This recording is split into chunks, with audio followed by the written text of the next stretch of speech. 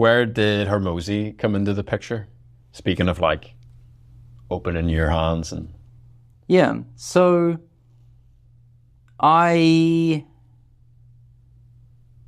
was like, what happened with me in many ways building Skool, like it's such a big project that at first I was kind of marketing it a little bit, barely, but a little bit, and building it at the same time, right?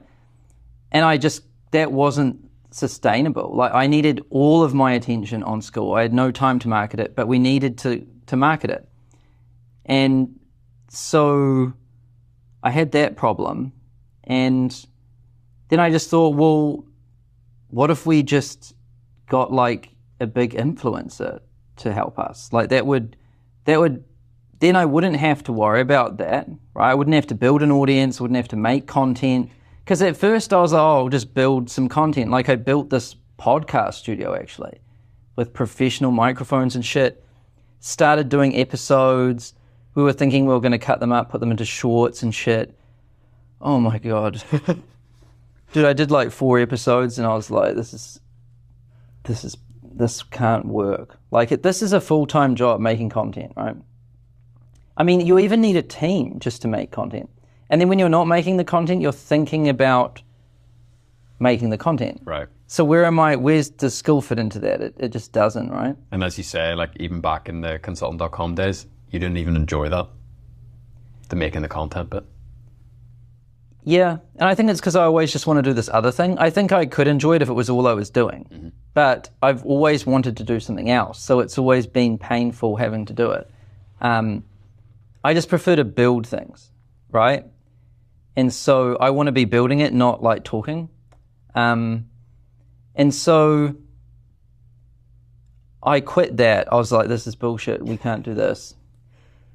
And then I just started like talking to some different influencers. And Hormozi was like, we made a dream 100 list of like, who would be the biggest people that we could like partner with on this.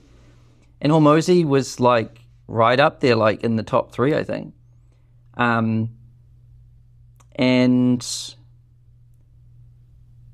I started talking to him about it. When I first started talking to him about it, it was probably like 1.5 years before we even did this deal. Because I think when I first started talking to him about it, he wasn't so sure that he wanted to do anything like that. And also Skool was a lot newer. But then over time, I think he started to hear about Skool more. And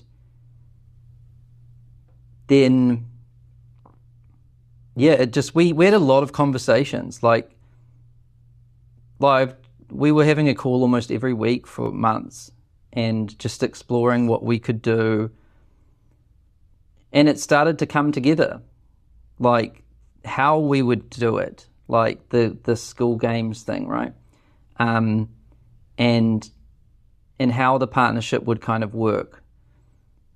And it just kind of came together probably over like 6 months. And then we launched it. Yeah. What was it like? Well, first of all,